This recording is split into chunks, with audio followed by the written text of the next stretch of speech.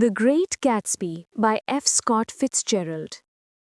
In the summer of 1922, a young Midwestern named Nick Carraway moves to New York to learn the bond business.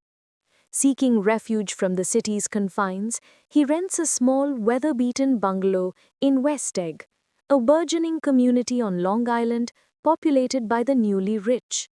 His modest home is dwarfed by the colossal mansion next door, an opulent imitation of a French hotel, complete with a tower, a marble swimming pool, and sprawling gardens. This is the estate of the enigmatic Mr. Gatsby, a man Nick has never met, but whose name is whispered in every corner. Across a small bay lies the more established and fashionable East Egg, home to Nick's cousin Daisy and her immensely wealthy husband Tom Buchanan, whom Nick knew from his college days at Yale. One warm evening, Nick drives to East Egg for dinner at the Buchanans' elaborate Georgian colonial mansion. He is greeted by Tom, a sturdy, arrogant man of 30 whose powerful physique and supercilious manner project an air of dominance and aggression. Inside, Nick finds Daisy and her friend Jordan Baker, lounging on an enormous couch, their white dresses fluttering in the breeze from the open French windows.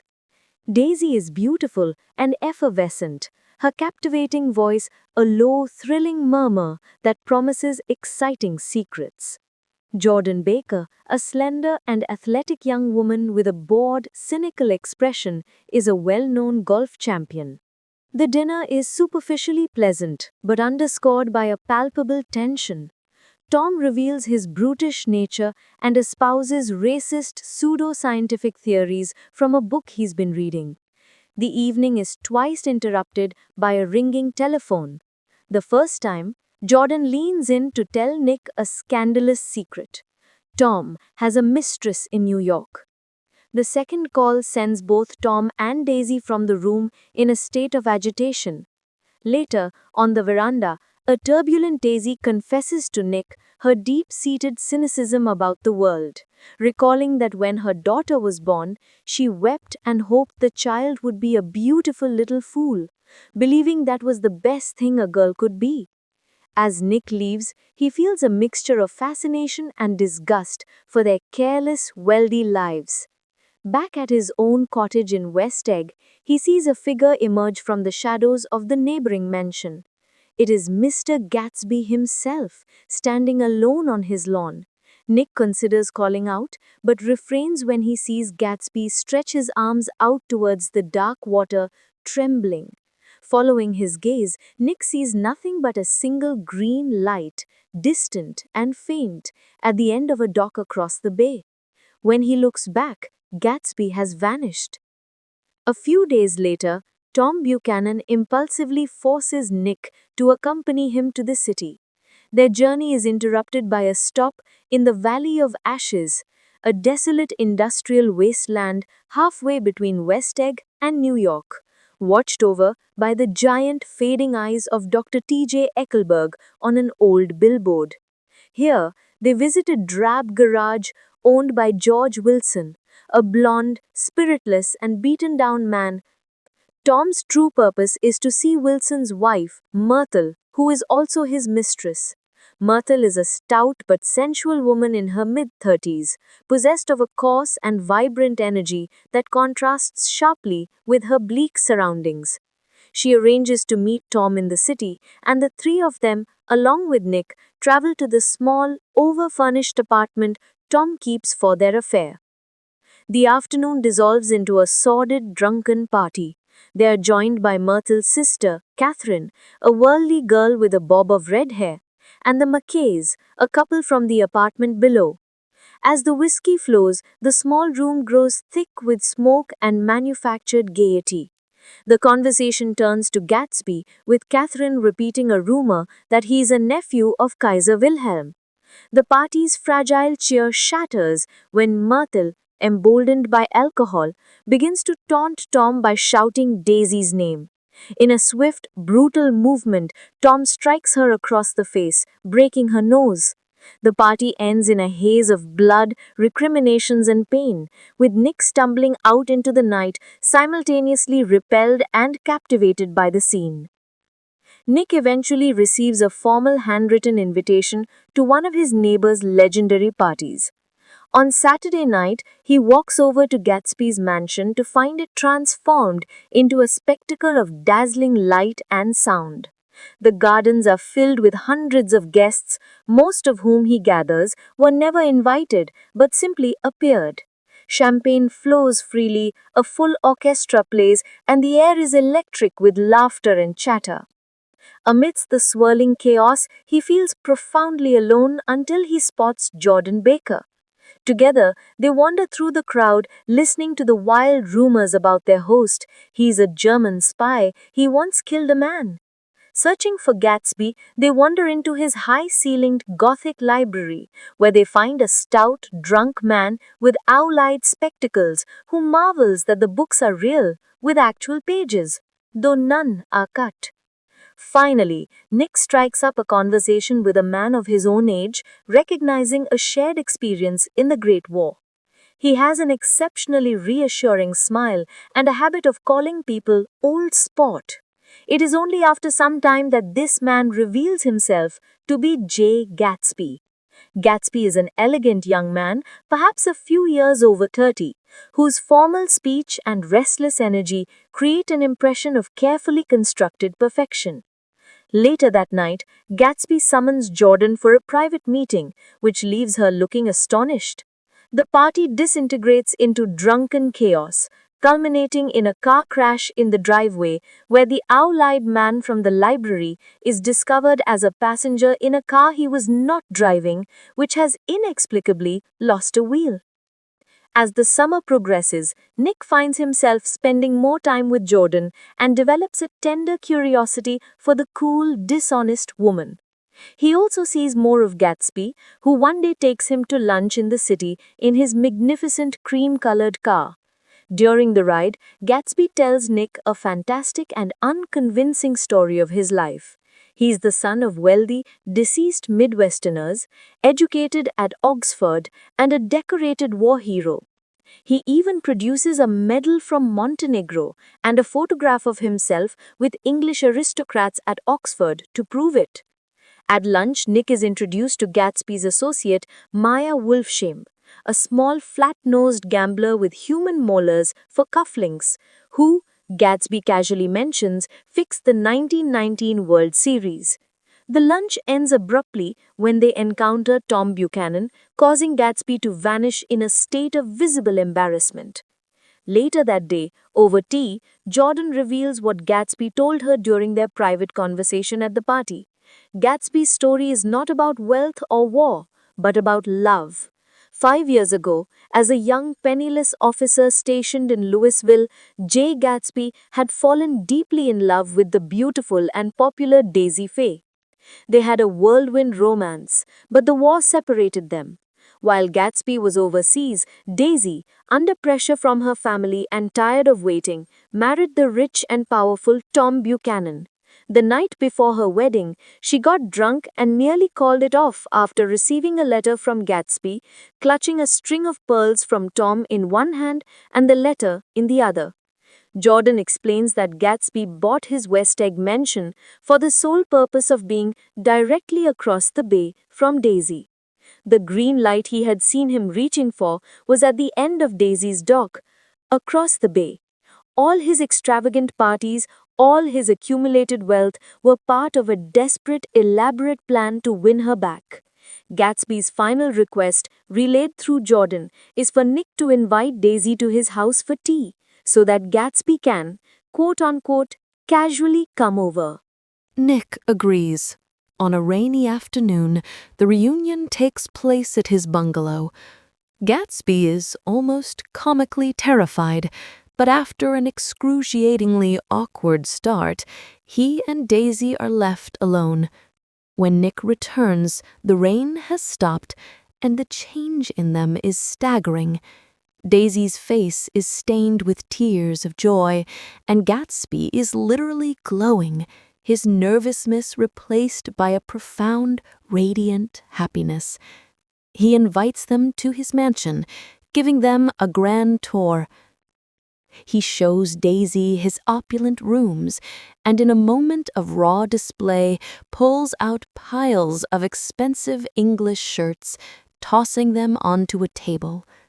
Overwhelmed by the sight, Daisy buries her face in the shirts and begins to sob, crying that she has never seen such beautiful shirts before.